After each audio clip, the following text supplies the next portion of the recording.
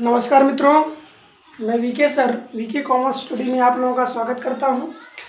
जैसा कि आप लोग को मैं इधर टीचिंग पढ़ा रहा हूं, शिक्षण संबंधी जो भी प्रॉब्लम्स हैं TET CTET UP TET exam में, चाहे वो आपका प्राइमरी हो या जूनियर हो, इससे संबंधित जितनी भी समस्याएं होती हैं प्रयास कर रहा हूँ इन समस्याओं का समाधान करूँ। ठीक है, इससे संबंधित कुछ विशेष ट्रिक्स के माध्यम से या टॉपिक के माध्यम से समझाया जा रहा है। आज उसी से जुड़ा हुआ एक टॉपिक लेकर आए हैं। जैसे कुछ बच्चों को ये समस्या होती है, कुछ मित्रों को ये समस्या होती है कि उनको टीचिंग जो क्वेश्चन आते हैं वो लगा नहीं पाते हैं। ठीक है, उसमें कुछ ना कुछ गलतियां हो जाती हैं। तो आज मैं उसी से संबंधित कुछ आसान करने के लिए बनाना चाहते हैं, आसान करने का प्रयास कर रहे हैं कि अगर आपको कोई भी, चाहे आप साइकोलॉजी का टीचिंग सॉल्व कर रहे हो या आप मैथ का टीचिंग सॉल्व कर रहे हो या आप जो है हिंदी का या इन्वायरमेंट का, किसी भी विषय का अगर आप टीचिंग सब्जेक्ट सॉल्व कर रहे हैं तो टीचिंग सब्जेक्ट को सॉल्व करते समय आपको कुछ बातों को ध्यान में रखना पड़ेगा। जिसे अगर इन जो बातें मैं बताने चल रहा हूँ अगर इसको ध्यान में रखेंगे तो कुछ नहीं तो मान लीजिए कि हम इतना ज़रूर कह सकते हैं कि आपके 80 से 90% के बीच में समस्याएं यहीं से उठती हैं। ठीक है, तो अगर इसको हम थोड़ा सा ध्यान दें तो लगभग काफ़ी क्वेश्चन आपके सॉल्व हो सकते हैं। ठीक है भैया, तो चलिए इसको हम ध्यान देते हैं। हम आज ये बताने वाले हैं सबसे आसान तरीका शिक्षण से संबंधी सवालों को सॉल्व करने का। ठीक है, तो शिक्षण संबंधी प्रश्नों को हल करने का आसान तरीके की बात करेंगे। हम ये जानेंगे कि शिक्षण से संबंधित जितने सवाल होते हैं उसको आसानी तरीके से कैसे हल कर सकते हैं। ठीक है, तो सबसे पहले ध्यान दीजिएगा, पहला आपका ऑप्शन है कि आप कुछ मूल सिद्धांत को हम बता दें। 2-3-4 सिद्धांत हैं, मैं उनको आपको बता दूं कि जब भी आप अगर कोई भी क्वेश्चन सॉल्व करें तो पहले क्या देखिए वो क्वेश्चन उस सिद्धांत से संबंधित है। अगर सिद्धांत से संबंधित हो रहा है तुरंत उस विकल्प को क्या मार दीजिएगा, सही मार दीजिएगा। ठीक है, उसके बाद क्या करना है, जैसे मूल सिद्धांत जो है, जैसे सबसे पहला शिक्षण क्या कहता है, शिक्षण कहता है किसी भी बच्चे को अपने स्वतंत्र एवं क्रियाशील रहने का संपूर्ण अवसर दिया जाए। ठीक है, शिक्षण किसी को बांध कर देने का काम नहीं है, उसको पूर्ण रूप से स्वतंत्र कर देने का काम है। उसके व्यवहार में वांछित परिवर्तन लाना, उसके अनुकूलित व्यवहार में उत्प्रेरणा जागृत करना, करके सीखने का अवसर देना, ये शिक्षण होना चाहिए। और अपनी समस्या को सुलझाने के लिए उनको पूर्ण अवसर देना चाहिए, जिससे वो करके प्रयोग करके अपने द्वारा कुछ विशेष प्रकार के नए नए ज्ञान आदि की खोज कर सके, जिससे एक सृजनात्मक बालक का निर्माण हो सके, शिक्षण ये कहता है। तो पहला सिद्धांत क्या कहता है भैया, छात्र का स्वतंत्र एवं क्रियाशील होना, मतलब छात्र हमेशा स्वतंत्र हो, क्रियाशील हो, एक्टिव हो, सक्रिय हो।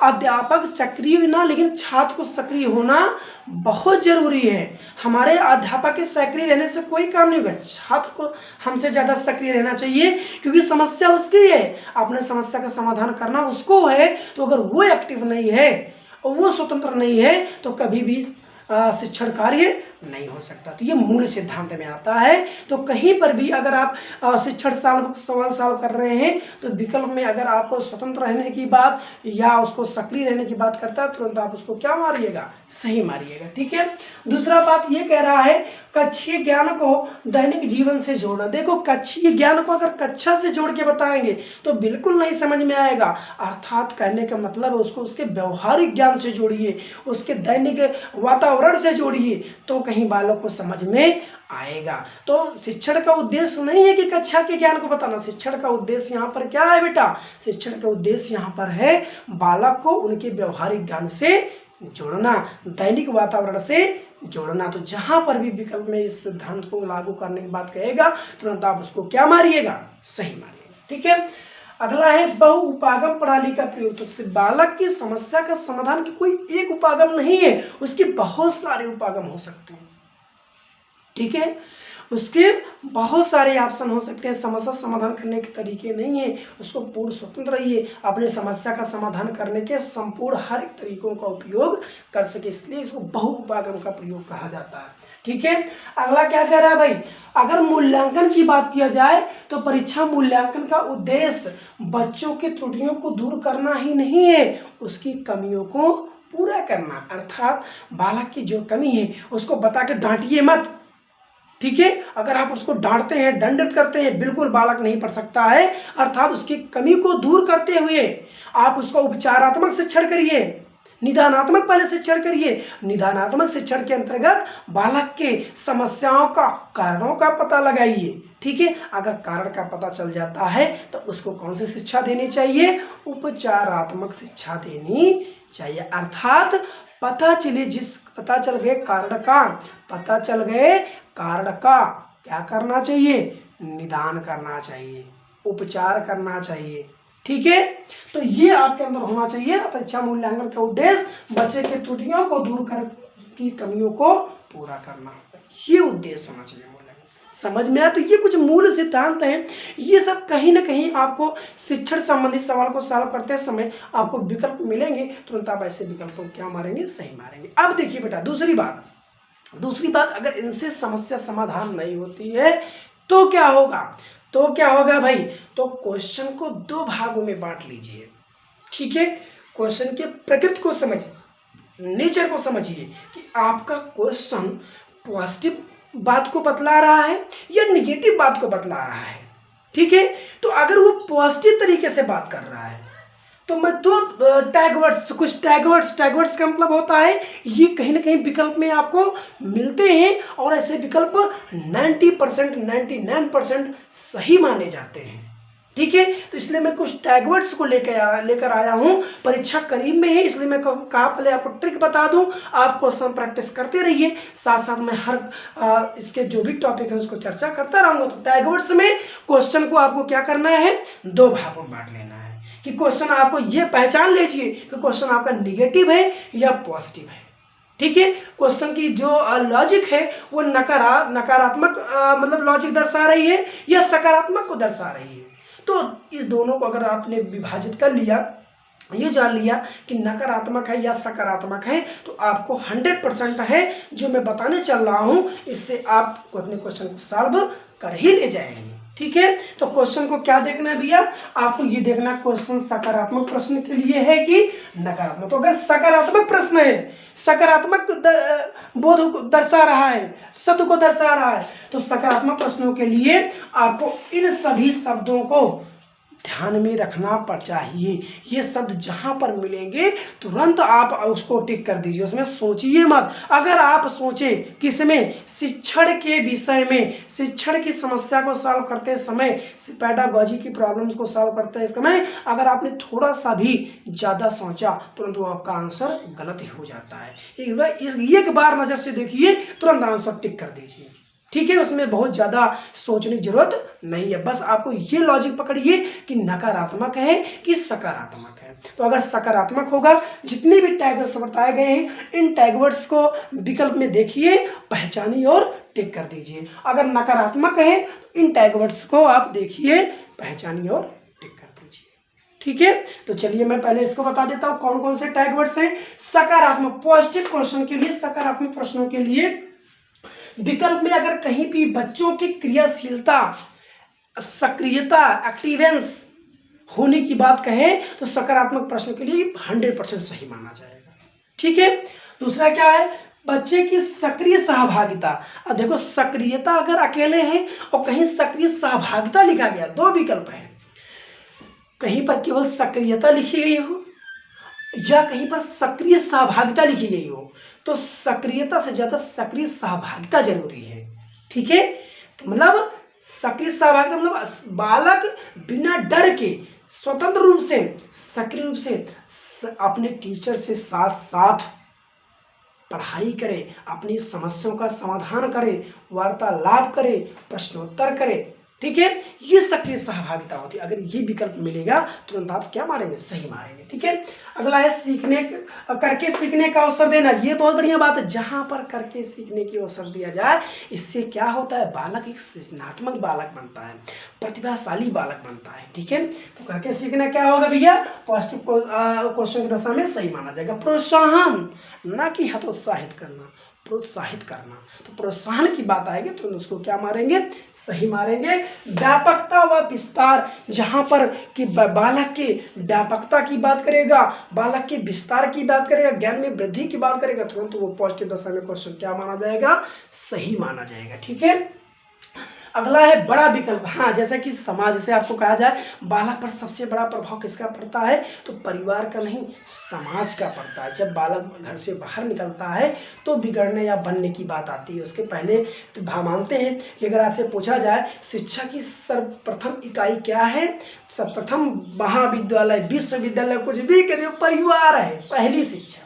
ठीक है, तो वहाँ से जब बालक समाज में जाता है तो वहाँ एक अच्छा व्यक्ति बनता है। ठीक है, तो बड़ा विकल्प मतलब जो सामाजिक बहुत बड़े आकार में जब बालक को प्रभावित किया जाए तो वो विकल्प सही होगा, या बड़ा विकल्प जो सबसे दिया रहेगा वो सही माना जाता है। ठीक है, तो उस पर आपको टिक करना है। हस्तपरक अनुभव, मतलब बालक कोई चीज़ अगर सीख रहा है, जब तक उसको हस्तपरक मतलब स्वयं से करके सीखने के उसके अंदर अनुभव न डाला जाए तब तक बालक को सीख नहीं सकता है। जैसे मैं हमेशा कहता हूँ भैया ऐसे लिखा जाता है, देखो बता रहा हूँ ना, ऐसे लिखा है, लेकिन जब बालक को जब तक आप मार्कर नहीं देंगे हाथ में लिखने के लिए तब तक उसके अंदर अनुभव नहीं होगा। ठीक है, जैसे हम किसी बालक को साइकिल चलाना सिखा रहे हैं, भाई हम हमेशा उसको बताते रहे, बैठा के चलाते रहे, जिंदगी में वो बैठते ही ऐसे करता रहेगा, कभी सीख नहीं सकता है जब तक उसे साइकिल स्वयं चलाने को ना दे दिया जाए। ठीक है, तो हस्तपरक अनुभव जरूरी है। बात करेगा तो आप सही मारेंगे।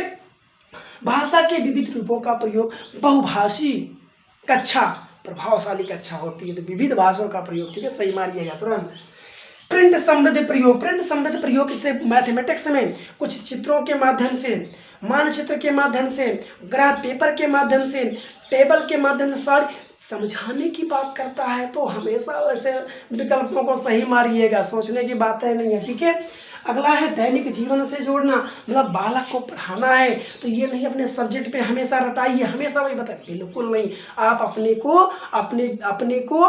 उस बालक को बाहरी वातावरण से, बाहरी चीज़ों से जोड़ के समझाने का प्रयास करिए, तब क्लास रुचिकर होगी, और जब क्लास रुचिकर होगी तो बालक को समझ में आएगा। ठीक है, अगला है समावेशी कक्षा। समावेशी कक्षा का मतलब क्या होता है, समावेशी कक्षा जहाँ पर कोई भी विशिष्ट बालक, सामान्य बालक, ये सब एक साथ मिलकर पढ़ाई करते हो, इसी कक्षा में समावेशी भी। मैं समावेशी शिक्षा पढ़ाऊंगा तो समावेशी कक्षा की जहाँ बात करेगा उस विकल्प को सही मारिएगा। पॉजिटिव क्वेश्चन की दशा में होना चाहिए, ध्यान दीजिएगा, क्वेश्चन सकारात्मक दिशा दिखा रहा हो। ठीक, उसके बाद क्या, बहुत संवेदनीय शिक्षण प्रणाली, मतलब शिक्षण प्रणाली ऐसी हो बहुत संवेदनीय। मतलब क्या, उसका जो मेथड है वो संवेदनशील हो, मतलब उसको बालक देखकर, जानकर, प्रयोग कर कर हर चीज़ को, हर समस्या का समाधान कर सके और एक इफेक्टिव शिक्षण प्रणाली दर्शा सके। ठीक है, ऐसे संवेदनशील कक्षी की जरूरत पड़ती है। ठीक है, तो बहुत संवेदनशील शिक्षण प्रणाली होनी चाहिए। उपकरणों का प्रयोग, आप कोई चीज़ बच्चे, आप भारत का मानचित्र बता रहे हैं तो ऐसे नहीं, आप मानचित्र लेके आइए, ग्लोब लेके आइए, कुछ उपकरण के माध्यम से सिखाइए तो बालक उसको। कंप्यूटर में खूब पढ़ाएं आपको, जब तक कंप्यूटर के सामने न लेके आए, तब बैठा न दे, तब तक कंप्यूटर समझ नहीं है। तो उपकरणों का प्रयोग हमेशा करना चाहिए। ठीक है, खुद प्रयास करना, बहुत बढ़िया, खुद करके सीखना है। तो मैं बताएं रोल प्ले, मतलब जब तक बालक अपना रोल प्ले के माध्यम से, अपने आप के माध्यम से कुछ नहीं करता है तब तक बालक कभी भी एक प्रभावशाली बालक नहीं हो सकता है। ठीक है, व्यवहारिक जीवन से जोड़ना, मतलब वातावरण से जोड़ने की बात करेगा। ऐसे विकल्प हमेशा सही माने जाते हैं क्वेश्चन के पॉजिटिव होने की दशा में। ठीक है, क्रियाकलाप आधारित उपागम, मतलब कोई आप शिक्षण के जो अप्रोच ले रहे हैं अगर वो एक्टिविटी पर आधारित है, क्रियाकलाप कार्यों पर आधारित है, मतलब शिक्षक का बालक के किसी भी क्रियाकलाप पर कोई हस्तक्षेप नहीं होना चाहिए। ठीक है, ऐसे अप्रोच से अगर बालक पढ़ता है तो हमेशा वो आगे बढ़ता जाएगा।